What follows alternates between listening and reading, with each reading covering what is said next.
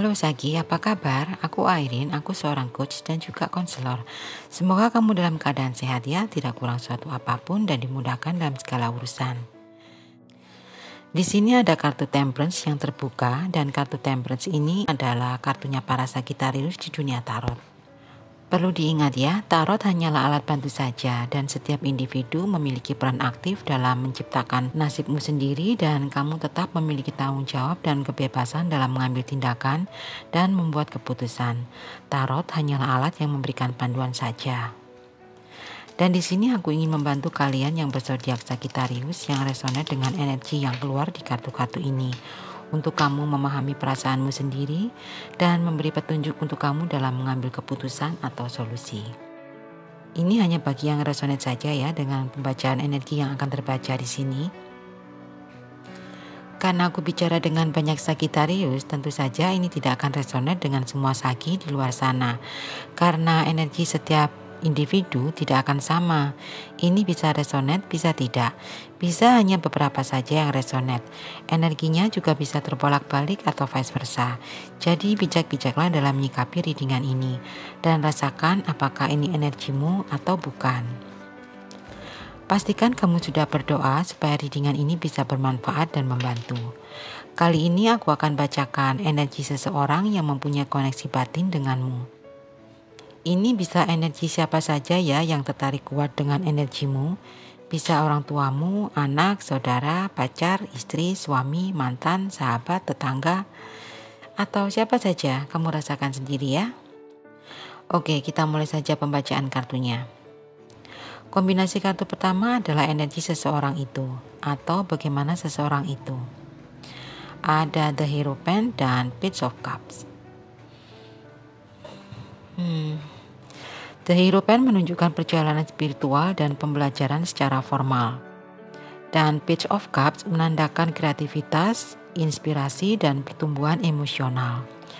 Dalam kombinasi dua kartu ini, aku ngerasa seseorang ini memiliki keinginan yang kuat untuk mengeksplorasi dimensi spiritual dalam hidupnya.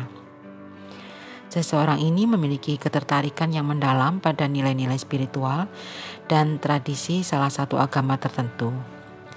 Dan seseorang ini berusaha untuk mempelajarinya. Seseorang ini juga berbagi pengetahuannya itu dengan orang lain. Aku ngerasa seseorang ini cenderung untuk menginspirasi orang lain dengan pesan-pesan yang datang dari hatinya. Aku ngerasa seseorang ini sedang dalam fase pembelajaran tentang keagamaan secara formal atau mendalami tentang hal spiritual dalam satu komunitas. Seseorang ini mungkin menemukan jalan baru atau mengalami spiritual awakening untuk mengungkapkan diri melalui hubungan yang penuh kasih atau melalui pembelajaran tentang keagamaan secara formal. Aku ngerasa seseorang ini tahu cara menggabungkan spiritualitas formal dengan pemahaman intuitifnya yang dalam. Seseorang ini menghormati tradisi, tetapi juga memiliki pengetahuan dan kepekaan terhadap dimensi spiritual atau keagamaan yang lebih dalam.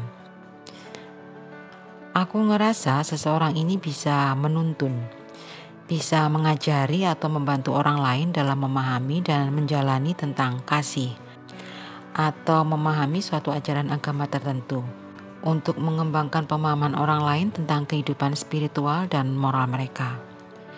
Seseorang ini memiliki kualitas kepemimpinan yang lembut dan dapat dipercaya.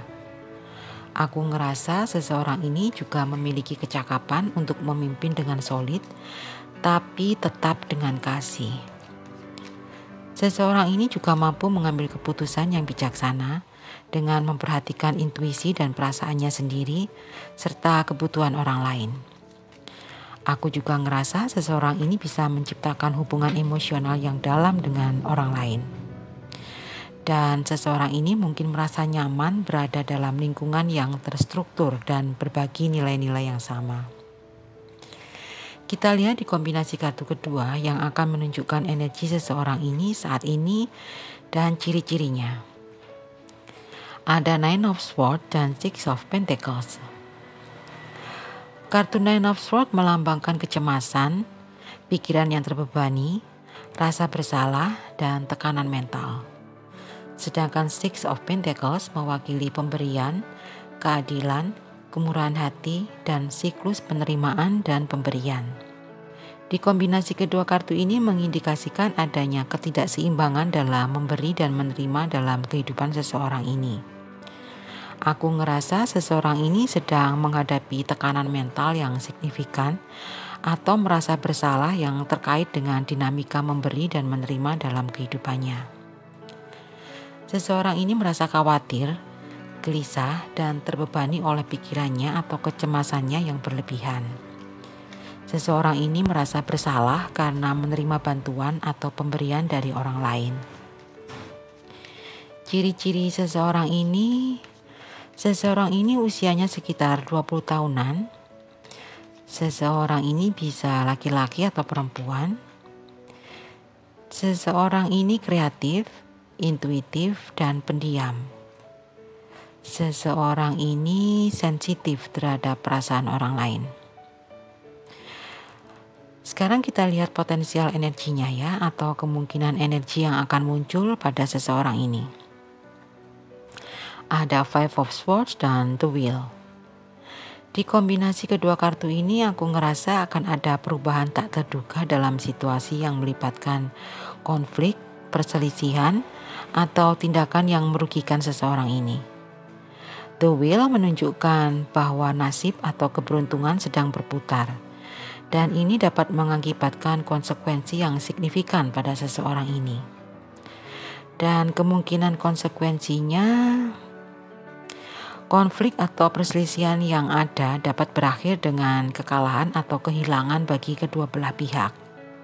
Situasi yang tadinya menguntungkan seseorang ini bisa berbalik tiba-tiba menjadi tidak menguntungkan atau tidak stabil.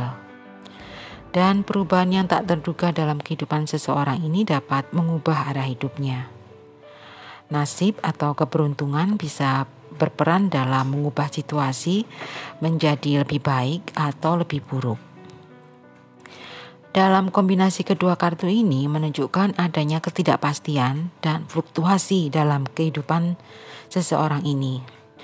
Pada satu sisi, seseorang ini mungkin harus berhadapan dengan konsekuensi negatif dari tindakan atau dari konflik yang ada. Tapi pada sisi lain, perubahan yang tidak terduga juga bisa membawa peluang baru atau perubahan positif. Oke, yang terakhir supaya lebih jelas kita buka bottom of the deck-nya ya. Ini adalah energi di alam bawah sadarmu. Oh, ada King of Swords. Aku ngerasa seseorang yang terkoneksi batinnya denganmu ini adalah seseorang yang kamu support secara finansial dalam studinya. Di semacam mungkin di sekolah teologi mungkin, atau di pesantren, cocokkan sendiri ya. Dan seseorang yang kamu support secara finansial ini bisa siapa saja. Bisa anak angkat, pacar, atau siapa saja. Cocokkan sendiri dengan situasimu ya. Kartu King of Swords itu mewakili kepemimpinan, otoritas, kebijaksanaan, keadilan, dan kecerdasan. Aku ngerasa kamu cenderung untuk berpikir analitis dengan menggunakan kecerdasanmu yang tajam. Kamu sangat sadar akan pentingnya logika, rasionalitas, dan penilaian objektif dalam pengambilan keputusan. Di alam bawah sadarmu ada keinginanmu untuk menjadi pemimpin yang kuat dan berwibawa.